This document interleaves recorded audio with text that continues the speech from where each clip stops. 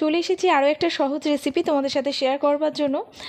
আজকে যে রেসিপিটা আমি শেয়ার করছি সেটা কিন্তু একদম ঝটপট বানানো যায়, আর সন্ধ্যেবেলা চায়ের সাথে খেতে কিন্তু সত্যিই ভালো লাগে, কিংবা কিছু মিছু যখন খেতে ইচ্ছা করে না তখনই কিন্তু এটা খাওয়া যেতে পারে।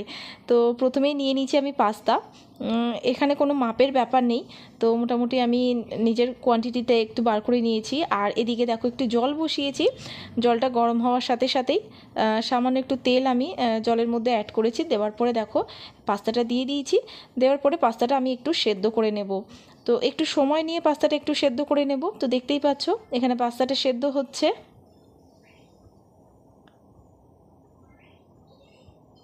তো এখানে পাস্তাটা সেদ্ধ হয়ে গেছে প্রায়, তবু আমরা একটু চেক করে নেব। তো একটা চামচ দিয়ে দেখে নিচ্ছি যে সেদ্ধ হয়েছে কিনা ঠিকঠাক। তো হয়ে গেছে। তো এবারে যেটা করব, এটাকে আমি একটু জল ঝরিয়ে রেখে দেব, আর একটু মানে উপর থেকে একটু নর্মাল জলও আমি দিয়ে দেবো যাতে একটু ঠান্ডা হয়। তো এখানে আপাতত আমি জল ঝরাতে দিয়ে দিয়েছি। আর এরপরে দেখো ঠান্ডা হয়ে গেছে, তো দেখতেই পাচ্ছ একদম রেডি। তো এরপরে আমি কি করব, পাস্তাটা একটা জায়গায় নিয়ে নিচ্ছি একটা বাটির মধ্যে। আর এর মধ্যে আমি দিয়ে দেবো কয়েকটা উপকরণ, খুব সামান্য কয়েকটা উপকরণ। প্রথমেই দিয়ে দেবো এর মধ্যে একটু ময়দা, আর সাথে একটু কর্নফ্লোর, আর সামান্য একটুখানি আমি নুনও এর মধ্যে অ্যাড করব। তারপরে কিন্তু এটাকে আমি পাস্তার সাথে ভালো করে এটাকে মাখিয়ে নেব।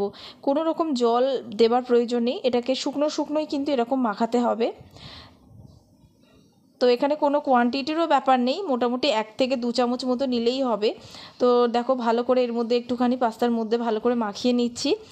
আর অন্যদিকে কিন্তু আমি তেল গরম করতে দিয়েছি, কারণ এটাকে কিন্তু আমরা ভেজে নেব। তো মোটামুটি তেলটা গরমও হয়ে গেছে, আর এই তেলের মধ্যে আমরা এবারে এই পাস্তাগুলো দিয়ে দেব। তো একটু সময় লাগবে কিন্তু ভাজতে, তো গ্যাসটা কিন্তু মিডিয়াম ফ্লেমেই থাকবে। তো উল্টে পাল্টে একটু সময় নিয়ে ভাজতে হবে, কারণ এটা কিন্তু সাদা মতো থাকলে হবে না, একটু লালচে মতো হবে, তবেই কিন্তু ক্রিস্পি হবে। সাদাটে থাকলে কিন্তু তুলে নিলে তারপরেও কিন্তু ওটা মানে খাওয়া যাবে না। ক্রিস্পি করতে গেলে একটু লালচে করতে হবে। তো লালচে করে ভেজে নিয়েছি, দেখতেই পাচ্ছ। এবার এটাকে তুলে নিচ্ছি। তো এরপরে এর মধ্যেও কিছু মশলা আমি অ্যাড করব, যার মধ্যে দেখো প্রথমেই আমি দিয়ে দেবো একটু আমচুর পাউডার দিয়ে দিচ্ছি, সাথে একটু গোলমরিচের গুঁড়ো, আর একটু এদিকে বিট নুন। তো মোটামুটি এই 3টে জিনিস এর মধ্যে আমি অ্যাড করব। করার পরে দেখো ভালো করে এটাকে কিন্তু আমি মিশিয়ে নিচ্ছি। তো এবারে কিন্তু এটা খেতে সত্যি খুব ভালো লাগে। তো যাই হোক, এটা চায়ের সাথে সন্ধ্যাবেলা খেতে অবশ্যই ভালো লাগে। তো ট্রাই করতে পারো, খুব তাড়াতাড়ি ঝটপট বানানো যায়। তো এরকম অনেক রেসিপি কিন্তু আমার চ্যানেলে আছে, অবশ্যই চেক আউট করে নিও।